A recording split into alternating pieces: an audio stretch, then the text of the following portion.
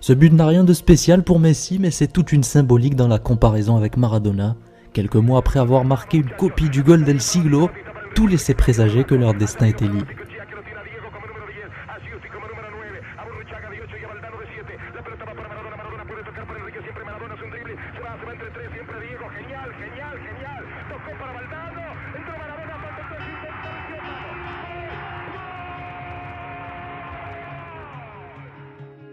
Cette saison, Messi affole tous les compteurs. Ronaldinho remporte bien évidemment le Ballon d'Or, mais ne tarit pas d'éloges envers son compagnon Léo Messi, qu'il considérait même meilleur que lui.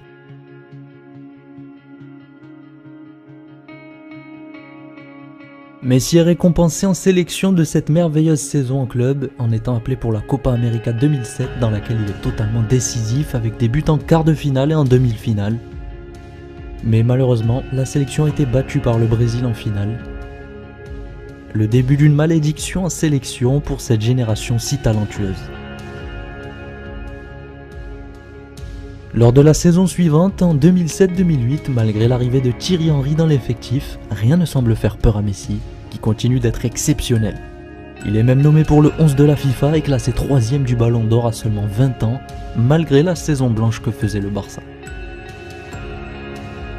Cette saison-là, Messi joue son 100e match avec le Barça, ce qui en dit long sur la précocité et la rapidité avec laquelle il s'est imposé.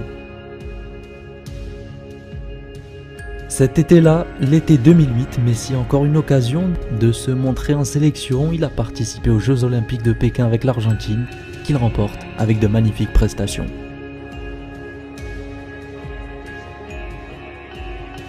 Pour la saison 2008-2009, il se voyait déjà attribuer le numéro 10. Toute une symbolique pour le petit Argentin qui succède au grand Ronaldinho, lui aussi un symbole du Barça puisqu'il a porté le club vers les sommets après une période totalement noire. Ce fut une saison mythique, riche en titres avec le sextuplé historique de Guardiola, auquel il contribue totalement, notamment avec ce but légendaire en finale de Ligue des Champions contre le Manchester de Cristiano Ronaldo. Léo, 1m69, qui met à terre de la tête Ferdinand et Van der Sar, 1m91 et 1m97.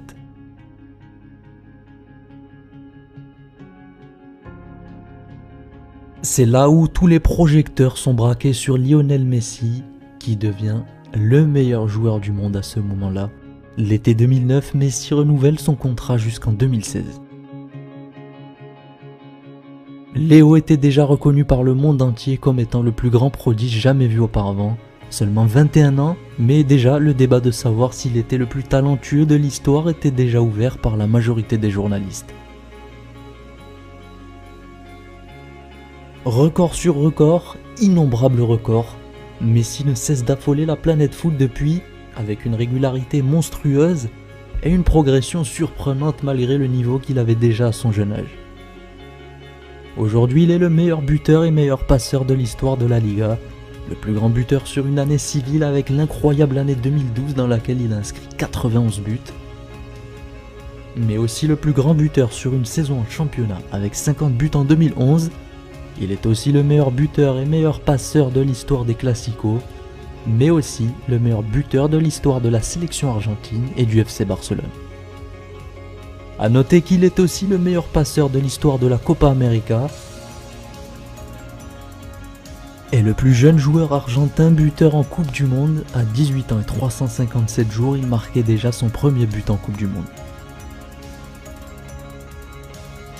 Lionel Messi est le joueur le plus titré de l'histoire du FC Barcelone et le joueur argentin le plus titré, toute époque confondue. Dans les grandes statistiques, Messi n'est devancé qu'en Ligue des Champions malheureusement pour lui. Sur le nombre de buts total, c'est Cristiano Ronaldo qui est devant. C'est même lui qui a cassé la barrière des 100 buts avant Messi. Néanmoins, le ratio de Léo est plus élevé dû au nombre de matchs en moins qu'il a disputé par rapport à Ronaldo, ayant 2 ans de différence d'âge avec lui.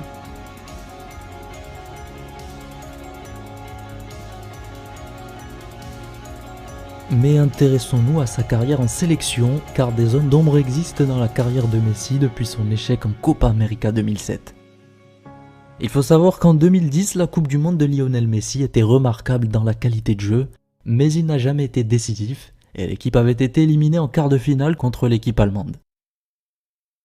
Un an plus tard, c'est aussi un échec dans son propre pays pour la Copa América 2011.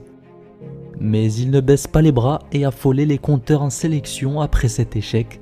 C'était sûrement l'une des meilleures périodes de l'Albiceleste. L'intervalle entre la Copa América 2011 et la Coupe du Monde 2014, c'est là où naissait l'espoir d'une Coupe du Monde qui reposait essentiellement sur Léo Messi, qui était vu comme le digne successeur de Diego.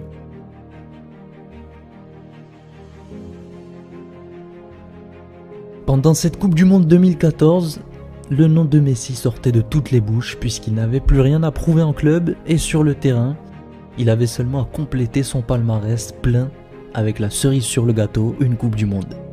À 26 ans, il était déjà considéré comme l'un des meilleurs de l'histoire, si ce n'est le meilleur. Toute la pression d'un pays reposait sur lui, un pays qui n'a vécu que l'échec ces dernières années et qui demandait à son prodige de reproduire l'histoire de Diego Maradona.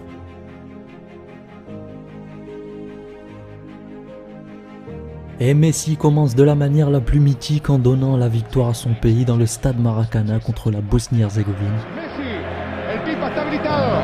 El Pipa, la pulga, pegale, pegale, pegale, pegale, pegale, pegale, pegale, cantalo, cantalo, cantalo, cantalo, cantalo, cantalo, cantalo, cantalo, cantalo, cantalo,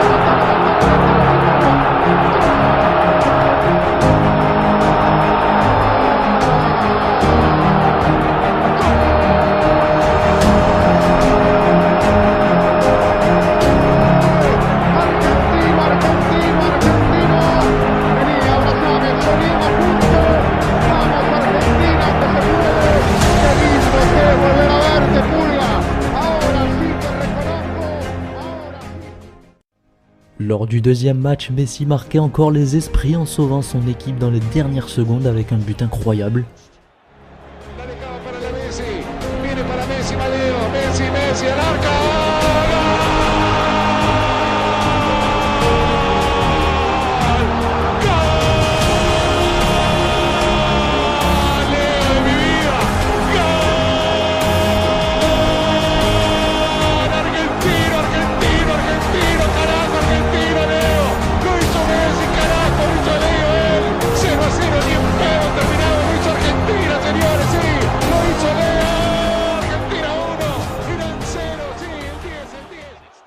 Et lors du dernier match contre le Nigeria, il inscrit un doublé et donne la victoire 3-2 à son équipe pour la propulser en huitième de finale. Et là en huitième, c'est encore Messi à la production, un but de Di Maria bien évidemment, mais construit par lui en dernière minute des prolongations. À partir des quarts de finale, Messi sentait la pression encore plus forte sur ses épaules et se faisait de plus en plus discret sur le terrain, d'autant plus que ses adversaires le craignaient de plus en plus et préparaient des plans anti-Messi. L'Argentine se propulse en finale dans un match plein de regrets, avec beaucoup d'occasions décisives qui auraient pu changer le destin de ce match. Même Messi le reconnaît et ne remet pas la faute sur ses coéquipiers comme Higuaín ou Palacio, mais dit que s'il aurait pu changer quelque chose, ce serait la précision de son tir raté. L'échec était terrible pour cette génération qui se voyait déjà revenir au pays avec le trophée en or. Mais à l'issue de cet été-là, Messi va retourner à Barcelone et former le trio le plus mythique de l'histoire, la MSN. Après un triplé historique lors de cette saison 2014-2015, Messi avait de nouvelles chances de marquer l'histoire avec la sélection en Copa América pour l'été 2015 et l'été suivant 2016. C'est sûrement les deux plus grands traumatismes de la sélection après l'échec en 2014. 2 échecs face au Chili, tous deux au tir au but avec une domination dans le jeu. Mais rien à reprocher à Léo car à lui seul dans les 2 compétitions, il a porté sa sélection jusqu'en finale. Encore mieux, en 2016, sa prestation face au Chili est l'une des meilleures prestations individuelles en sélection dans l'histoire du football, même s'il n'a pourtant pas marqué de but.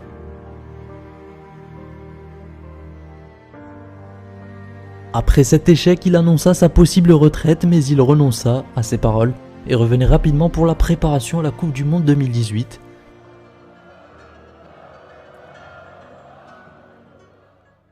En octobre 2017, il y a déjà un peu plus d'1 an, Messi sauvait l'équipe d'Argentine qui était au bord du gouffre. L'Argentine était proche d'une non-qualification en Coupe du Monde, Le peuple ne comptait plus que sur un seul sauveur, Lionel Messi. Le match commençait de la pire des manières pour le peuple argentin, sur un but de l'Équateur, mais Messi redressa rapidement la barre, en marquant un triplé historique qui sauvait l'Argentine cette fois en la qualifiant directement en Coupe du Monde. Ah, bien ahí. Tocó para Di María, va Leo. Leo le quedó a Messi, vale. Atención, aquí está Messi. ¡Gol! ¡Gol! ¡Gol! ¡Gol!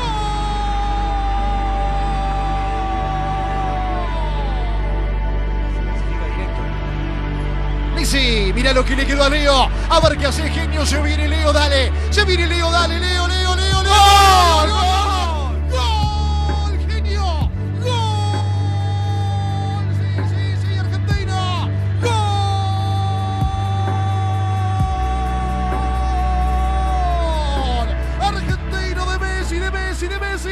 Ahí le quedó la pelota a Leo, lo encaró, lo buscó, se fue abriendo, definió por arriba del cuerpo. À partir de là naissait le rêve d'une Coupe du Monde pour le peuple argentin, qui même s'il savait pertinemment que l'équipe n'avait pas le niveau requis pour être championne du monde, rêvait quand même de ce titre grâce à un seul homme, Lionel Messi.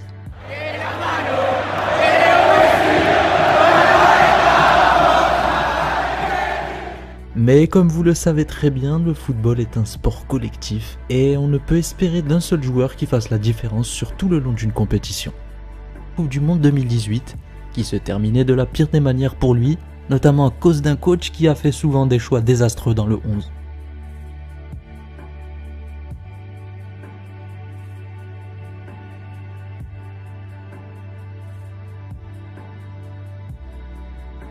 Revenons à Barcelone. Lionel Messi, comme vous le savez, a absolument tout gagné, plus rien à prouver. Il est sûrement le meilleur joueur de l'histoire en club, mais beaucoup de critiques se sont faites ces dernières années sur le fait qu'il se reposerait sur une zone de confort. Mais cette critique est infondée, puisque depuis déjà 3 saisons, le Barça est totalement à la rue, ou du moins en Ligue des Champions. Mais Messi continue de porter quasiment seul son équipe à la victoire. Sachez que sans Lionel Messi, le FC Barcelone aurait sûrement vécu plusieurs saisons blanches ces 3 dernières années. Il faut aussi savoir que la raison de cette fidélité qu'il doit à Barcelone est qu'il se sent redevable envers le club qui lui a permis de disposer d'un traitement pour sa maladie hormonale et de grandir normalement. Le FC Barcelone qui a aussi permis à sa famille modeste de changer littéralement de vie. Messi le sait, le Barça représente sa vie, mais malgré tout il n'exclut pas à l'avenir un retour dans son club d'enfance en première division argentine, ne serait-ce que pour jouer 6 mois ou une saison comme il le dit. ¿Te vas a quedar en Barça siempre? ¿Sentís que vas a retirarte ahí? ¿O es algo que no se puede programar? Y sí, yo creo que sí, que cada vez tengo más claro que en Europa va a ser mi único lugar.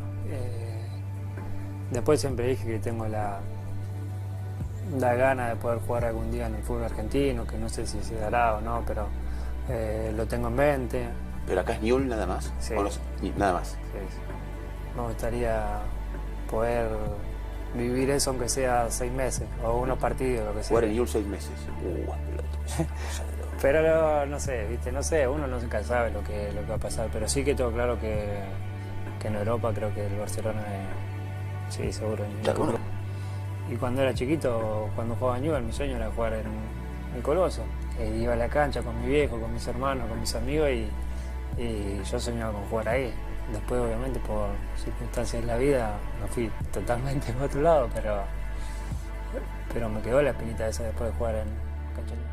Messi a joué dans sa carrière 776 matchs pour 257 passes décisives et 628 buts. Pour comparaison, Ronaldo a par exemple 35 buts de plus que Messi, mais avec 148 matchs de moins que lui, et malgré cela, près de 40 passes décisives en moins que Messi. Ce qui en dit long sur l'efficacité et le caractère complet du style de jeu de Lionel Messi. Léo est sûrement le joueur le plus complet de l'histoire du football, en buteur pur, à la création, en milieu offensif, en ailier comme en électron libre. Messi sait absolument tout faire et ne laisse aucune facette du jeu sans l'avoir conquéri.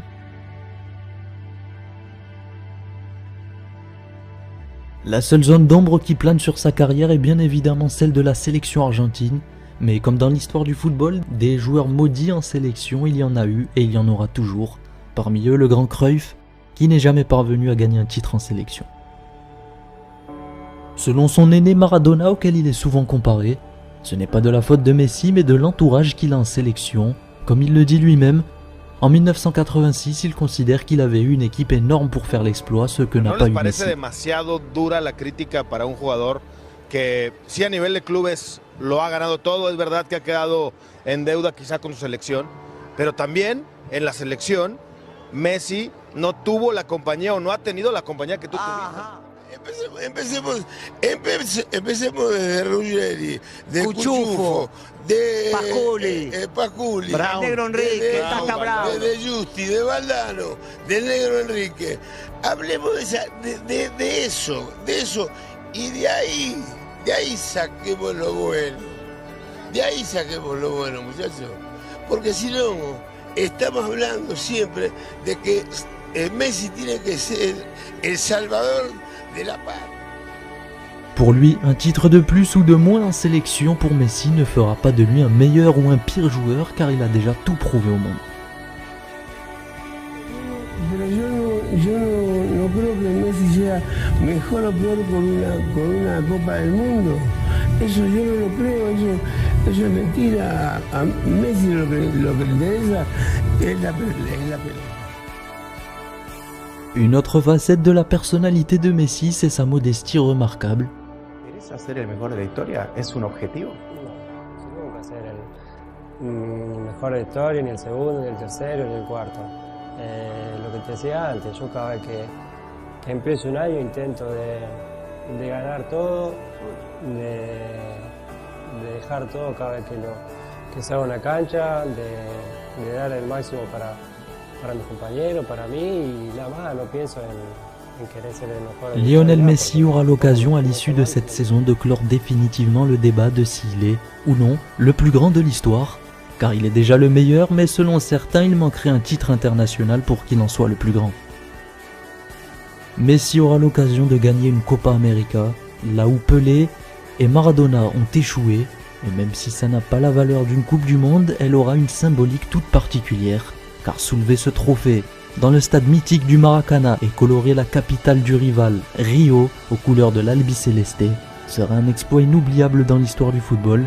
Messi n'aura pas reproduit une histoire, mais il aura créé la sienne, et il aura même l'occasion, 3 ans plus tard, de retenter sa chance en Coupe du Monde. Y arrivera-t-il? Seul l'avenir nous le dira.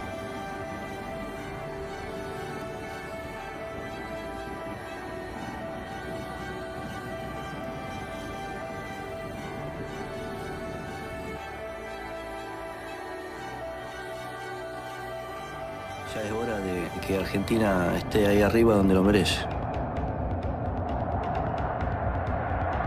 Leo se merece este mundial. Se merece este mundial.